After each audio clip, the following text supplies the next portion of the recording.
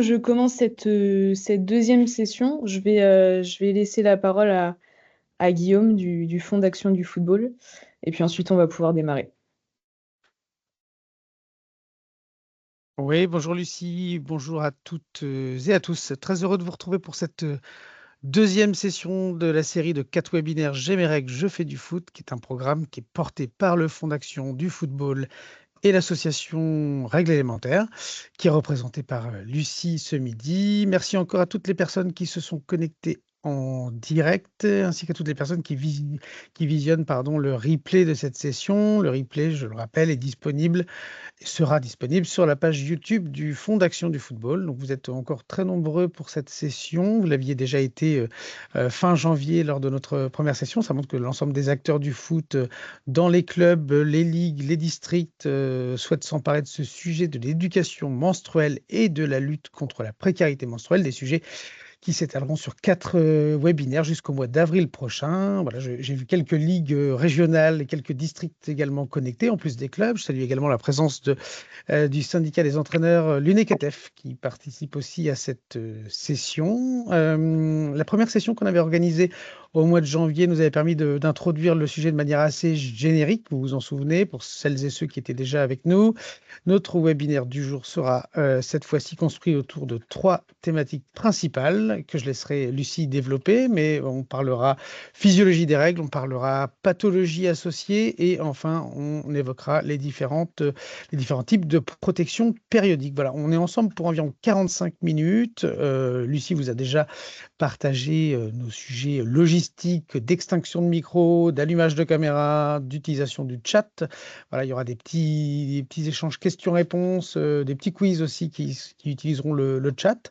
Merci beaucoup à toutes celles et ceux qui ont contribué à l'organisation de cette nouvelle session. Et donc, je vous laisse avec Lucie, qui est donc formatrice au sein de l'association Règles élémentaires, qui est également footballeuse. Je ne sais pas si elle vous l'a dit, mais en tout cas, c'est le cas, et qui se charge de l'animation aujourd'hui. Très bon webinaire à toutes et à tous. Merci beaucoup, Guillaume.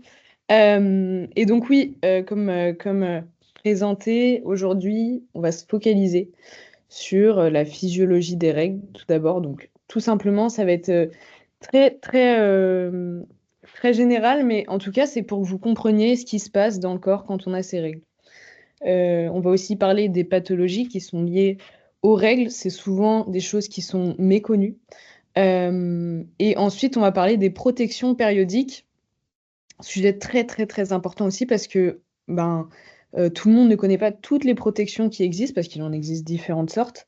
Mais en tout cas, pour vous expliquer la logique de ce sujet de cette session, c'est tout simplement parce que c'est tout simplement très important de comprendre ce qui se passe dans le corps quand on a ces règles.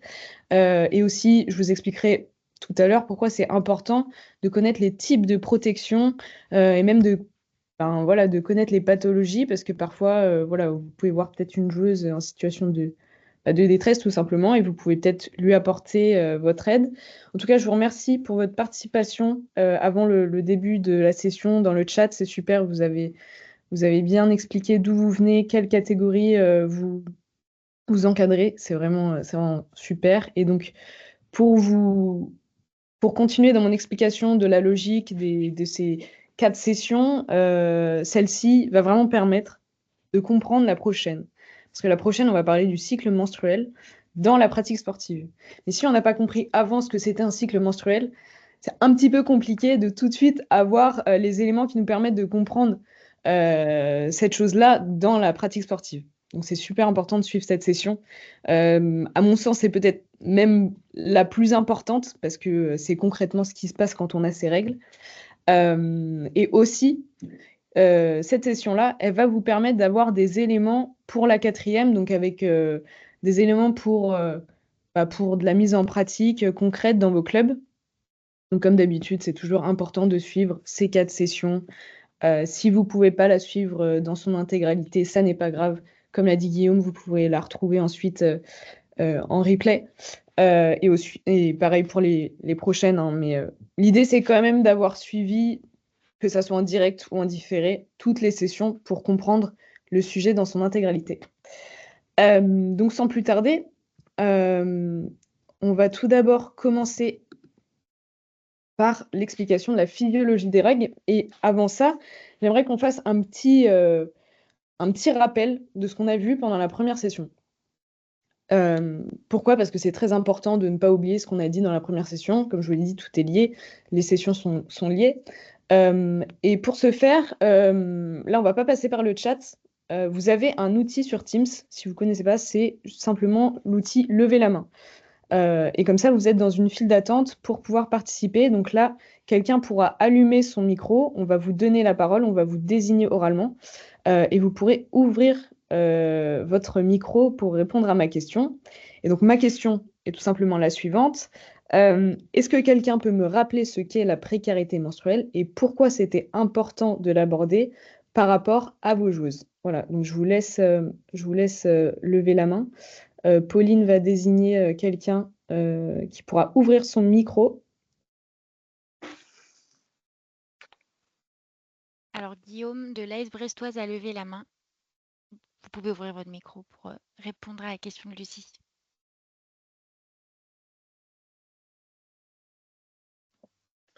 Oui, bonjour. Pour moi, la précarité menstruelle, c'est en fait l'impossibilité pour une femme de pouvoir acheter ses protections périodiques. Impossibilité partielle ou totale. Ouais, c'est en partie ça. Est-ce que quelqu'un se rappelle du deuxième élément dont on avait parlé aussi? Sabrina qui a levé la main. Oui, c'était aussi l'accès à des informations, à l'information, à la connaissance, enfin, d'être éclairé en fait sur le sujet. Ça faisait partie aussi de la précarité mensuelle, ou non. Tout à fait. Et du coup, est-ce qu'une dernière personne peut me dire pourquoi est-ce que c'est important d'en parler par rapport à vos joueuses?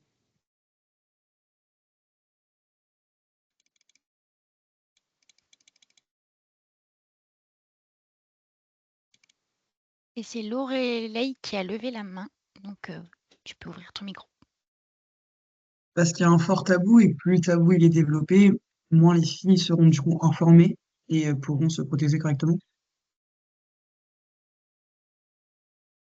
Exactement, c'est tout à fait ça. Déjà, merci beaucoup pour votre participation parce que vous avez répondu correctement aux réponses. Donc, tout à fait, c'était ça. C'était l'incapacité de se procurer des protections périodiques, l'incapacité de s'informer sur les règles et ensuite les conséquences, c'est tout à fait ça. C'est la persistance du tabou et une situation d'inconfort pour les joueuses.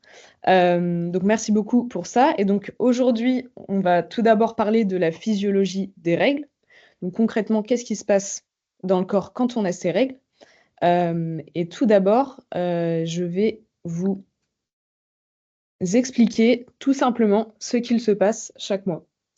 Alors, c'est très simple. Vous avez ici, donc du coup, les ovaires. Ici va se libérer un ovule. L'ovule va se déplacer dans la trompe qu'on voit juste ici et arriver dans l'utérus. Alors, qu'est-ce que l'ovule attend dans l'utérus? Tout simplement, il va attendre une fécondation et donc l'arrivée d'un spermatozoïde. Dans notre cas, la fécondation n'arrive pas, le spermatozoïde n'arrive pas. Et donc du coup, ce qui s'était créé ici, je vous le montre avec mon curseur, l'épaississement de l'endomètre, ça s'était créé pour accueillir l'ovule fécondé. Dans notre cas, l'ovule n'est pas fécondé. Donc du coup, ce qu'on a vu ici, ce qui s'est créé pour accueillir l'ovule fécondé, on n'en a pas besoin. Il n'est pas utile. Donc du coup, il va s'écouler par un liquide, donc du sang, par le vagin, et ça, à chaque cycle. D'accord? Donc en fait, vous ne voyez rien à l'écran, apparemment. Est-ce que c'est le cas pour tout le monde? Pas pour tout le monde, visiblement. Lucie, je te confirme que de notre côté, on voit très bien ce qui est affiché à l'écran. Ok, très bien. Bon, peut-être que les personnes pour qui ça ne fonctionne pas, relancez peut-être la réunion, je ne sais pas. Le problème Oui, vient essayez peut-être ça, de votre effectivement. côté. Ok, parfait. Donc en fait, comme comme on vous l'avait dit pendant la première session, je ne sais pas si vous vous en souvenez, pardon, on avait dit que le sang des règles, ça n'était pas sale. Il y a certaines personnes qui estiment que parce que le sang est rejeté par le corps, c'est considéré comme un déchet. C'est pas un déchet, c'est juste quelque chose dont le corps n'a pas besoin. C'est un fluide qui est rejeté. Mais c'est pas sale, les règles. Le sang des règles, il n'est pas sale. C'est tout simplement un processus naturel du corps qui se produit à chaque cycle, ok? Et donc, du coup, on ne considère pas ça comme quelque chose de sale, mais quelque chose de tout simplement naturel. D'accord? Alors, j'ai une question pour vous. Alors, comme la dernière fois, attention, vous répondez, Pauline va inscrire les propositions dans le chat, ok? Et comme la dernière fois, vous attendez que toutes les propositions soient inscrites dans le chat, et vous allez mettre un pouce sur la réponse que vous pensez bonne, d'accord? Donc, ma question est la suivante. Selon vous, en moyenne, combien de jours durent les règles lors d'un cycle? Je vous laisse mettre un pouce sur la réponse que vous pensez bonne. Alors, attention, je tiens à préciser que en fait, même si vous ne connaissez pas la réponse, moi, je vous invite à quand même tenter et à quand même répondre quelque chose. De toute façon, les réponses, elles sont anonymes. On ne va pas voir qui a répondu quelle réponse, pardon. Donc, même si vous vous trompez, ça n'est pas grave. Vous êtes avant tout là pour apprendre. Les règles, ça reste un sujet qui est assez méconnu. Donc, c'est tout à fait normal de se tromper. Je vous laisse encore quelques temps pour les personnes qui n'ont pas eu le temps de répondre dans le chat.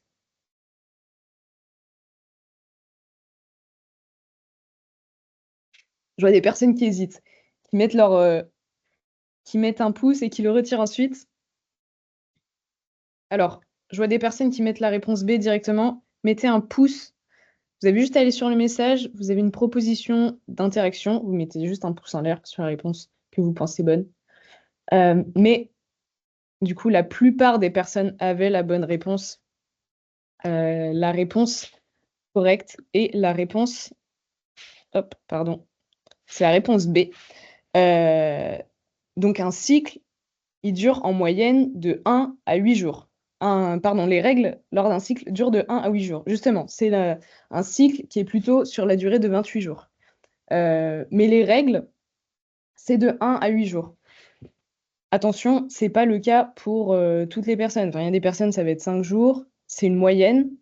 Mais nous, on estime, chez Règles élémentaires, que la durée normale des règles, elle va de 1 à 8 jours. Au-delà, il y a peut-être des signes de pathologie qu'il faut avoir en tête. D'accord? Donc, logiquement, on va voir maintenant ce que c'est un cycle menstruel. Je vous ai expliqué ce que c'était simplement les règles. Donc, on a dit l'écoulement du sang par le vagin. Mais un cycle menstruel, qu'est-ce que c'est? Donc, déjà, c'est différent des règles. Les règles, ça dure de 1 à 8 jours. Le cycle, c'est différent. Un cycle menstruel, il peut durer de 21 à 35 jours. En moyenne, il dure 28 jours. Mais il y a des personnes qui ont des cycles qui reviennent tous les 21 jours, d'autres tous les 35 jours. D'accord? Alors, attention, généralement, les personnes, quand elles ont leur première règle, le cycle, il met un petit peu de temps à se mettre en place. Donc, ça va être un petit peu déréglé. Ça va revenir tous les 25 jours, tous les 35 jours. Mais au fur et à mesure du temps, ça va finir par se réguler. Et le cycle va revenir, par exemple, tous les 28 jours. Et ça, chaque mois. OK? Donc, comme on l'a vu tout à l'heure, la période des règles, elle dure en moyenne de 1 à 8 jours. Comme on l'a vu aussi, on voit ici, du coup, l'endomètre qui s'est formé, mais dont on n'a pas besoin. Donc, on a un écoulement ici. Et ensuite, la période des règles se termine. Environ au 7e jour du cycle, on a les ovules qui commencent à apparaître dans les ovaires. D'accord? En même temps, on a aussi l'endomètre qui va commencer à se former au fur et à mesure du cycle. OK? Donc ça, c'est la phase pré-ovulatoire. Ensuite, environ au 14e jour du cycle, on a un ovule, qui va être libéré et commencer son cheminement. D'accord? Je vous précise toujours que l'endomètre se forme toujours pendant cette période. Ensuite, la période d'ovulation qui peut durer de 1 à 2 jours se termine et on a le début de la phase prémenstruelle, d'accord? Donc après l'ovulation. Et donc on a toujours juste ici l'ovule qui continue son cheminement et qui arrive progressivement dans l'utérus, d'accord? Et ensuite, on revient à la période des règles. Donc finalement, on obtient ce cycle menstruel.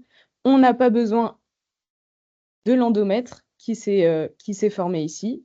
Et donc, on a l'écoulement et ça revient à chaque cycle. D'accord? Je vous ai parlé ici de la phase prémenstruelle. C'est une phase qui est assez importante à connaître dans le cycle. Pourquoi? Tout simplement parce que cette phase, c'est ce qui arrive juste avant les règles. Et c'est souvent une phase où le corps indique des choses qui permettent de savoir que les règles arrivent. Donc, par exemple, ça peut être un mal de tête, ça peut être un mal de ventre, ça peut être des douleurs dans le dos, ça peut être des troubles digestifs, ça peut être une envie d'uriner plus importante, ça peut être aussi une petite baisse de morale. Donc voilà, c'est des choses qui arrivent pendant cette période, juste avant les règles, et qui indiquent l'arrivée des règles. Souvent, c'est lié évidemment à des changements hormonaux. Mais ce qu'il faut avoir en tête aussi, c'est qu'une personne menstruée, pendant toute sa vie, on estime qu'elle va passer 38 ans de sa vie à avoir ses règles. C'est quand même une période assez importante, assez conséquente, d'où ce que je vous avais dit pendant la première session, du budget menstruel pour certaines personnes qui est très élevé. Vous imaginez bien, c'est des coûts sur 38 ans d'une vie qui parfois ne peuvent pas être assurés. D'où la hausse de la précarité menstruelle chaque année. Et en moyenne, les règles, elles arrivent à l'âge de 12,2 ans. Alors, il faut savoir que cet âge, il diminue de plus en plus. Il n'y a pas si longtemps, c'était 12,5 ans. Pourquoi est-ce que cet âge il diminue? C'est notamment dû à des choses qui sont provoquées par la pollution atmosphérique ou ce qui est contenu dans l'alimentation. C'est ce type d'éléments qui peuvent influencer sur la baisse moyenne de l'arrivée des règles. Et évidemment, on a aussi environ, c'est une moyenne toujours, à 51 ans, l'arrivée de la ménopause. Alors la ménopause, c'est tout simplement l'arrêt des règles pour les personnes qui ne le savent pas. Ce sont des moyennes en France. Dans d'autres pays, on a d'autres moyennes.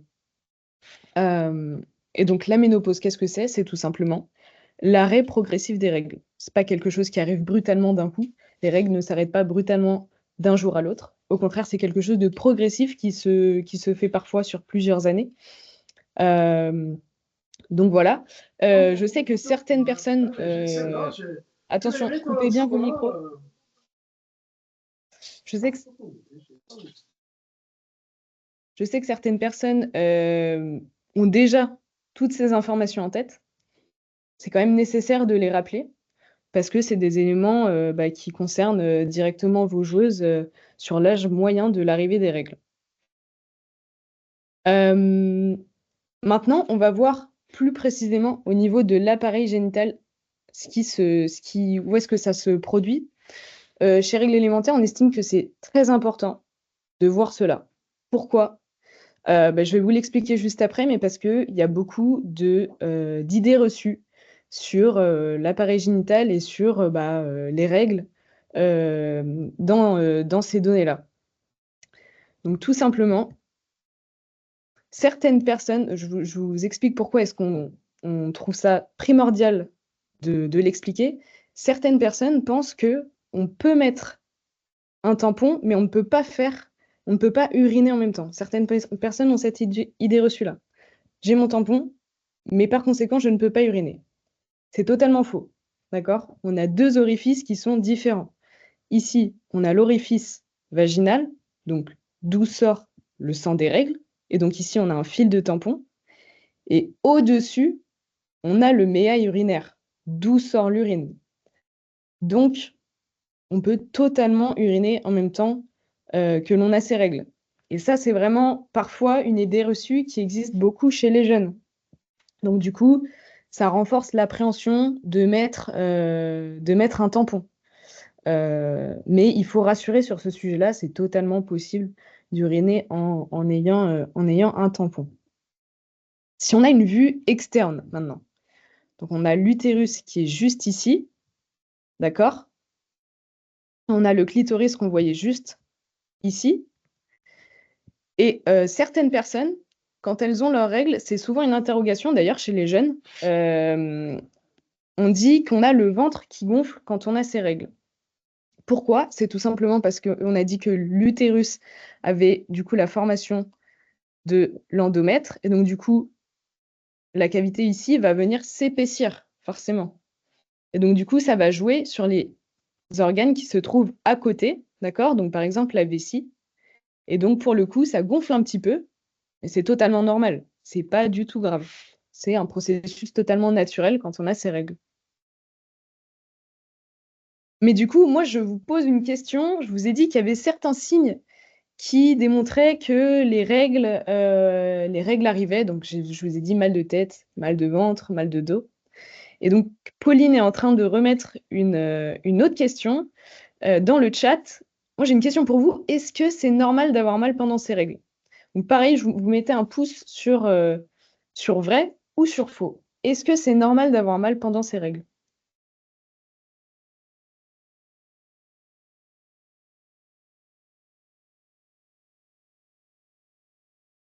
Je vois que c'est un petit peu 50-50, hein. Je vous laisse encore un petit peu de temps.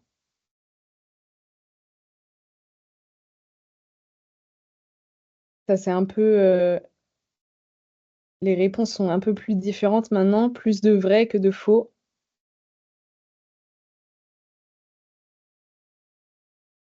Je vois que des personnes hésitent, retirent faux, mettent vrai du coup.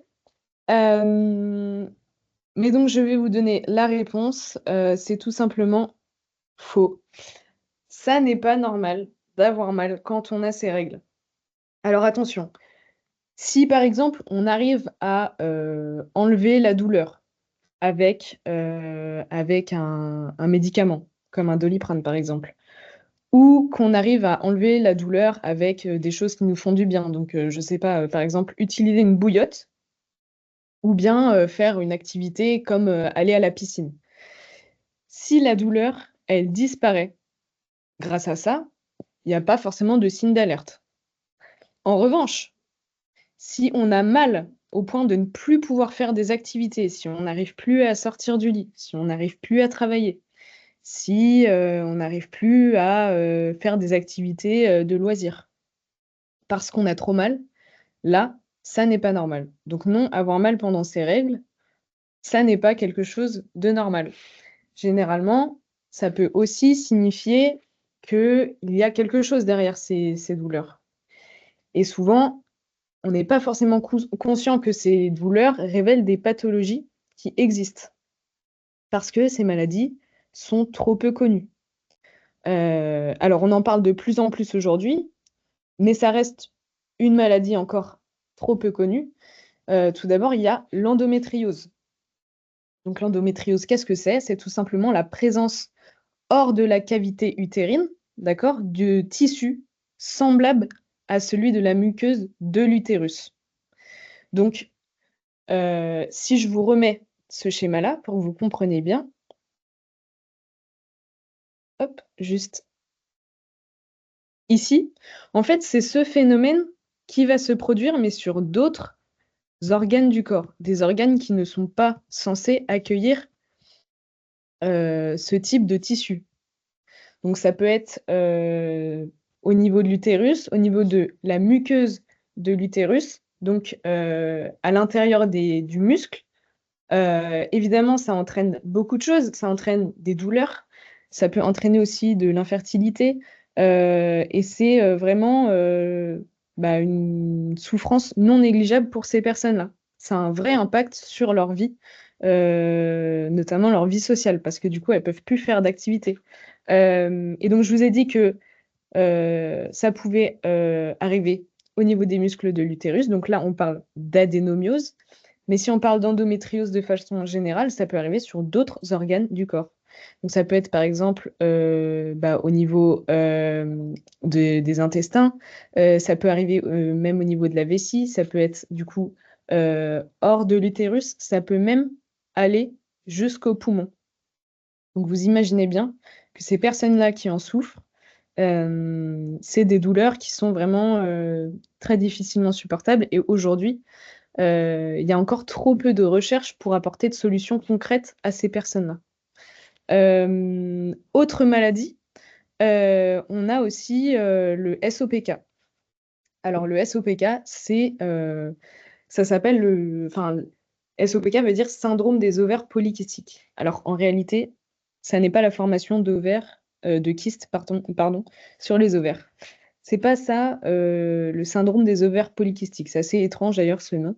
Mais en fait, c'est tout simplement une anomalie du cycle menstruel.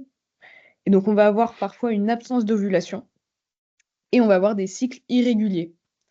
Sauf que des cycles irréguliers, ça peut entraîner des fortes douleurs et c'est aussi le manque d'ovulation, ça peut entraîner tout simplement l'infertilité de ces personnes-là. Et c'est aussi dû au fait que les ovaires sécrètent trop en fait d'androgènes et de testostérone. Et donc du coup, ces personnes-là, elles ont aussi des forts symptômes qui arrivent au fur et à mesure. Et ça peut se produire souvent au moment de la puberté. Donc je pense que un bon nombre des personnes qui participent à ce webinaire ne connaissaient pas toutes ces pathologies. Mais en tout cas, c'est des éléments qu'il faut avoir en tête parce que ce sont des pathologies qui sont liées aux règles et qui sont encore trop méconnues, d'accord? Et potentiellement, ça peut aussi être des pathologies qui concernent vos joueuses. Et il y a certains cas, certains éléments qui nécessitent une attention particulière. Donc, par exemple, les règles douloureuses de façon répétée. Ça peut aussi être l'absence de règles ou même les règles abondantes. Et aussi, ça peut parfois être, chez certaines personnes, des pensées suicidaires. Ça peut aller jusqu'à ce type de symptômes. En l'occurrence, pendant cette période-là, on appelle ça le trouble dysphorique prémenstruel. Donc ça, c'est aussi une pathologie qui existe et qui est liée aux règles. Et là, pour le coup, ces personnes-là, à chaque cycle menstruel, elles vont ressentir une forte phase de dépression, avec du coup des pensées suicidaires. Alors, ces pathologies-là, elles concernent un petit pourcentage des personnes qui en ont leurs règles, mais tout de même, c'est des problèmes avec lesquels les personnes doivent faire face. Et donc peut-être vos joueuses, comme je vous l'ai dit, si vous pensez qu'une joueuse, par exemple, a des douleurs répétées, ou bien qu'elle manque plusieurs matchs, plusieurs entraînements à cause d'une douleur, il faut tout simplement, moi ce que je vous conseille de faire, c'est dialoguer par exemple avec les parents. Vous pouvez faire part de ce que vous avez vu, d'accord? Ça peut aussi être de façon plus simple, un dialogue avec la joueuse, lui demander comment elle va, tout simplement, et voir si ça impacte vraiment son quotidien.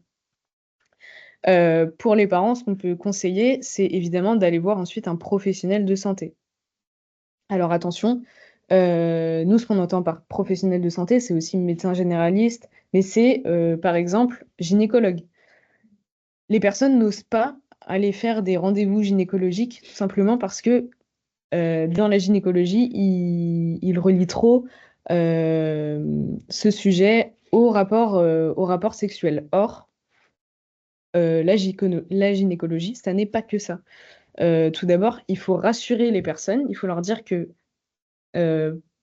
pendant un rendez-vous chez le ou la gynécologue, il n'y a pas forcément d'examen gynécologique, d'accord? Il y a parfois tout simplement une prise en charge qui peut être faite sans que cela soit fait comme je vous l'ai dit, un examen gynécologique. L'objectif, il est avant tout de prévenir les potentielles pathologies chez les personnes. Plus on les prévient tôt, mieux elles sont prises en charge et mieux on peut aider ces personnes et limiter leur souffrance. D'accord? Maintenant, on va parler des protections périodiques. Parce que du coup, on a vu ce que c'était les règles. Et maintenant, comment est-ce que on vit avec les règles et quel type de protection on utilise? Alors tout d'abord, ce qu'il faut savoir, c'est qu'il existe une variété de protections périodiques. On va les voir juste après. Mais elles sont adaptées, elles sont adaptées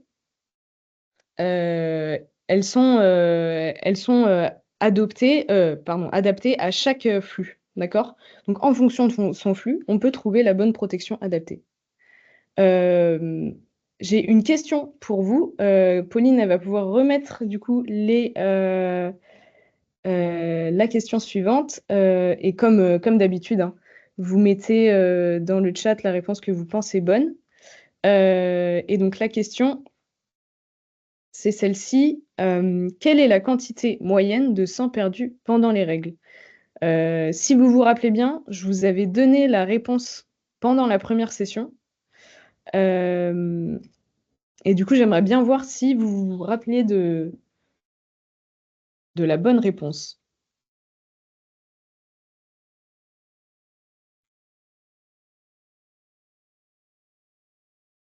Je vous laisse un peu de temps pour répondre.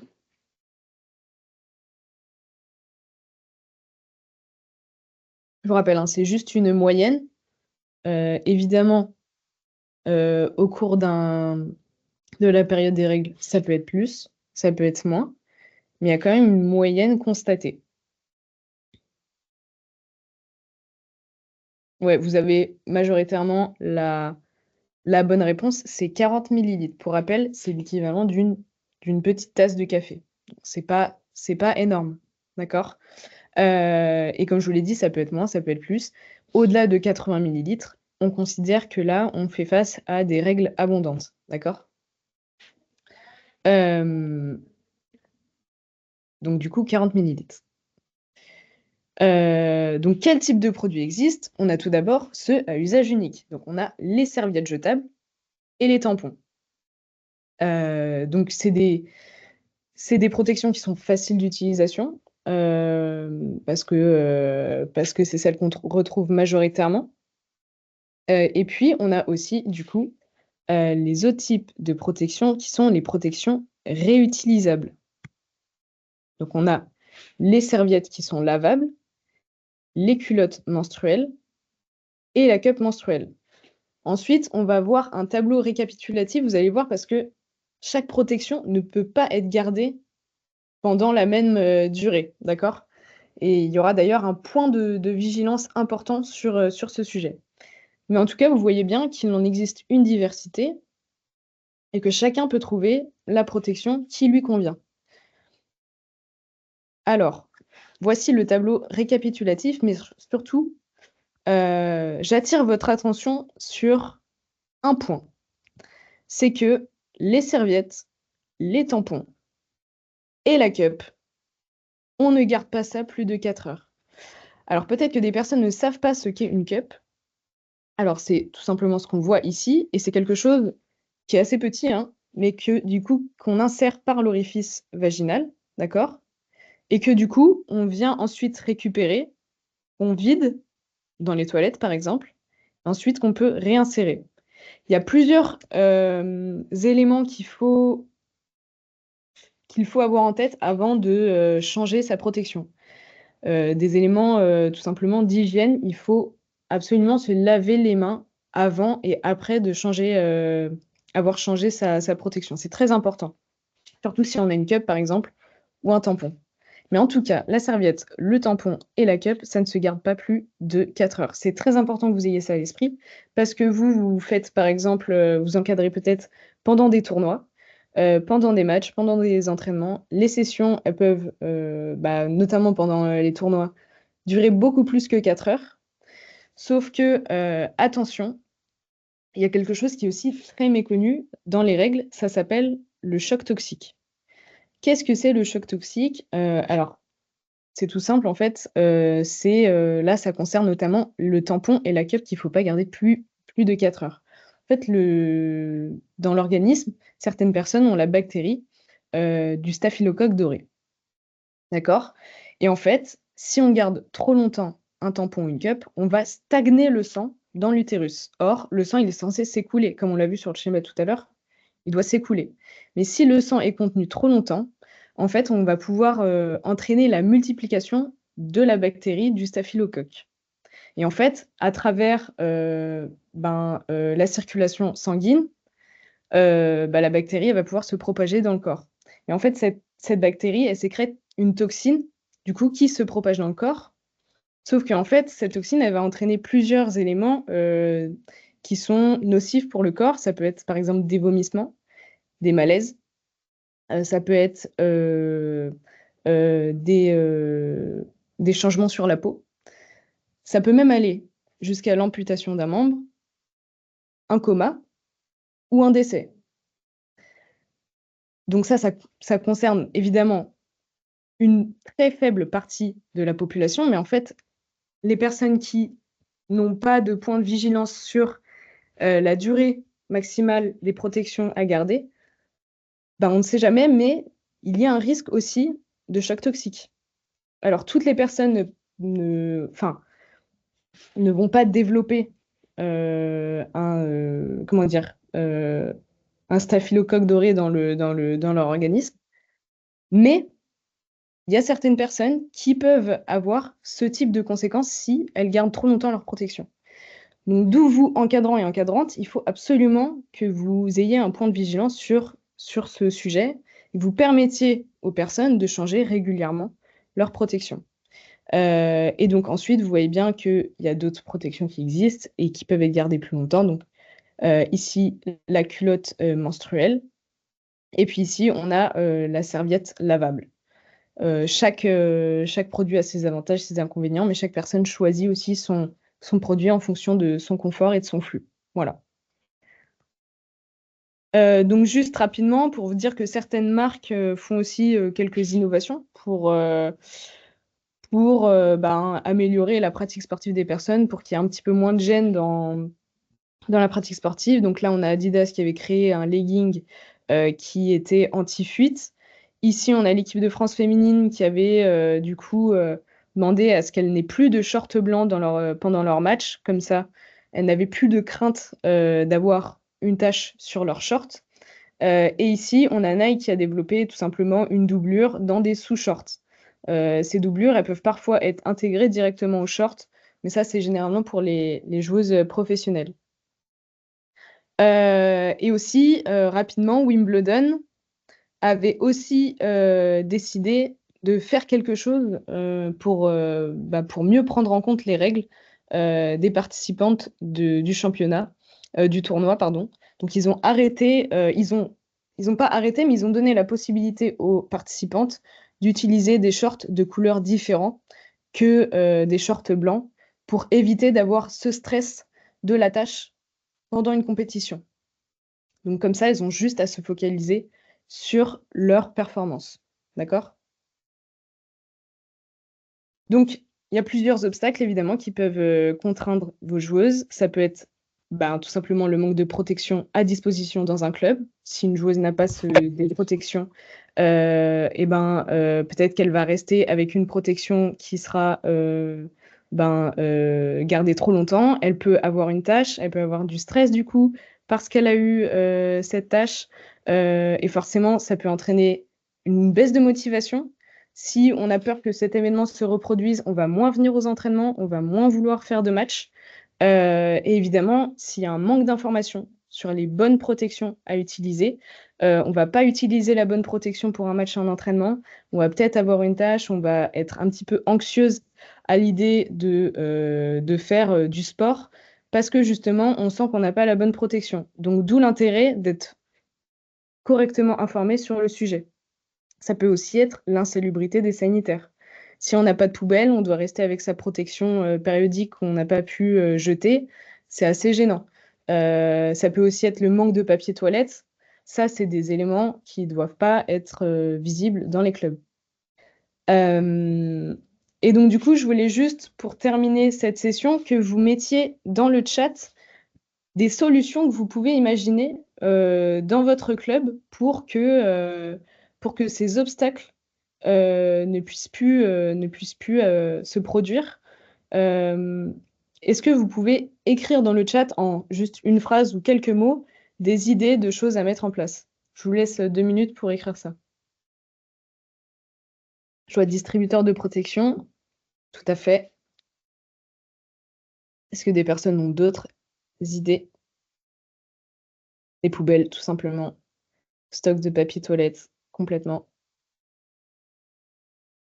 Ouais, serviettes dans les trousses à pharmacie, tout à fait. Short noir, plus protection dans la pharmacie. Du savon, tout à fait. C'est très bête, mais le savon dans les toilettes, parfois il n'y a pas de savon dans les toilettes des clubs, c'est assez gênant. Souvent très focus masculin, tout à fait. Adapter les toilettes. Collecter des protections, puis les mettre à disposition, c'est une très bonne idée aussi. Atelier d'information en début de saison, tout à fait. Sensibilisation des joueuses. Ne plus avoir des équipements blancs. Vous avez de très bonnes idées et globalement, c'est ce que moi aussi je vous conseille. Du rechange, tout à fait. Donc tout d'abord, améliorer les sanitaires. Donc mettre du savon, mettre du papier toilette et aussi mettre du coup des protections périodiques à disposition. Donc du coup une boîte par exemple. Dans la trousse à pharmacie aussi, parce que quand on joue à l'extérieur, bah, peut-être que le club adverse n'a pas forcément des bonnes sanitaires et des protections à disposition. Donc, anticiper ces besoins-là. En plus, quand on va à l'extérieur, les déplacements, c'est beaucoup plus de temps nécessaire. Ouais, inciter les mairies, tout à fait, David, à adapter les sanitaires. Exactement. C'est des budgets qui doivent être pris en compte. Aussi, mettre à disposition des shorts de rechange. Voilà. Donc ça, on peut en prendre de plusieurs tailles, mais en tout cas, en avoir. Et du coup, supprimer les shorts blancs des tenues officielles, moi, c'est un conseil. Alors, il y a certaines équipes qui préfèrent les garder et qui disent, bah, on accepte. C'est Arsenal qui a fait ça récemment. Ils ont dit, bah, on accepte de montrer qu'il peut y avoir des tâches. On accepte les tâches. Sauf que si vous, vos joueuses, elles sentent vraiment inconfortables avec ça, qu'elles ont envie d'avoir des shorts de couleur sombre, et ben, on met ça en place. On met des shorts de couleur sombre. Informer aussi sur les bonnes protections. Alors là, ça peut être par exemple mettre une petite affiche à côté des sanitaires, à côté de la boîte de protection qu'on a mis à disposition. Et là, je vous enverrai du coup, enfin, on vous diffusera ce tableau-là, mais en tout cas, ça peut permettre aux joueuses de savoir qu'il ne faut pas les garder trop longtemps, qu'il faut les changer régulièrement, d'accord? Et enfin, on vous invite, on va vous la transmettre aussi, mais diffuser la plateforme Parlons Règles, notamment aux jeunes. Et en fait, c'est une plateforme qu'on a mis à disposition où il y a un chat, un peu comme ChatGPT en fait, et où les jeunes peuvent poser des questions et où il y a ce petit bonhomme qui s'appelle Timmy qui répond directement à leurs questions. Donc c'est très pratique pour les personnes qui sont un peu timides, qui n'ont pas forcément envie d'en parler avec leur encadrant, etc. Mais au moins, ce chat, il permet d'avoir des informations à disposition très facilement. Et on vous le mettra du coup dans le mail avec le replay. On vous mettra ce petit lien vers Parlons Règles et on vous mettra aussi une affiche avec un QR code que vous pouvez disposer du coup dans les toilettes par exemple de votre club. Et du coup, ce QR code dirige directement vers Parlons Règles. Donc c'est vraiment un bon outil pour les jeunes. Voilà. Si vous avez des questions, je vois qu'on arrive à 13h15 du coup. Si vous avez des questions, on va peut-être pas avoir le temps dans... Ah, merci pour l'information, Laurent. Je vois ça a été abordé sur France Inter. Super, bah, j'irai voir ça. Mais n'hésitez surtout pas à mettre les questions que vous avez dans le chat. Comme ça, moi ensuite, je les verrai et j'y répondrai par écrit, aussi dans le mail de diffusion. Si vous avez des questions, allez-y, n'hésitez pas vraiment, écrivez-les. Mais en tout cas, je vous remercie énormément parce que vous avez été très participatif, que ce soit à l'oral, pendant les questions et aussi même dans les propositions que vous avez écrites. Je pense que je vais même les relire parce que peut-être qu'on peut avoir de nouvelles idées. Je vois par exemple mettre paquet de mouchoirs dans la trousse à pharmacie, c'est vrai, parce que des fois, il n'y a pas de papier. Donc du coup, si on peut anticiper ce problème. Alors, justement, je pourrais répondre comment avoir accès aux distributeurs de protection périodique. Ça, je pourrais vous répondre ça par écrit. Il n'y aura aucun problème. Parce que là, du coup, ça va être un petit peu long. On arrive à la fin de cette session. Mais j'espère en tout cas que vous avez appris des choses. Et même si vous connaissiez déjà énormément le sujet, que tout de même, ça vous a fait quelques rappels importants, que vous avez compris aussi comment est-ce que ces sujets sont importants à amener avec vos joueuses, les points de vigilance qu'il faut avoir. Donc j'espère que vous avez été un peu plus éclairés sur ces sujets-là. Mais en tout cas, si vous avez des questions, comme je vous l'ai dit, n'hésitez pas surtout à les écrire dans le chat. On essaiera d'y répondre par la suite. Oui, tout à fait, David. Je vois là, parce qu'elle est facile à répondre, cette question. Oui, on va aborder ça dans la prochaine session. Tout à fait, c'est prévu. C'est prévu parce qu'il y a tout simplement une influence du cycle sur certaines blessures. Si certaines personnes veulent quitter la session, vous êtes totalement libre de le faire. Mais en tout cas, je vous remercie une nouvelle fois de votre participation nombreuse, de votre participation dans le chat, à l'oral, ou tout simplement juste d'avoir suivi la session. Merci beaucoup. Bonne journée à vous. Si certaines personnes veulent continuer à écrire des questions dans le chat, allez-y. De toute façon, on les aura par la suite. Et puis voilà, bonne journée à tous et toutes. Et donc oui, pour rappel, du coup, la prochaine fois, ça sera le cycle menstruel, l'adaptation de la pratique. Euh, euh, et puis ensuite, la 4e session, ça sera plus de mise en situation. Voilà. Merci beaucoup. Bonne journée, bon week-end à vous.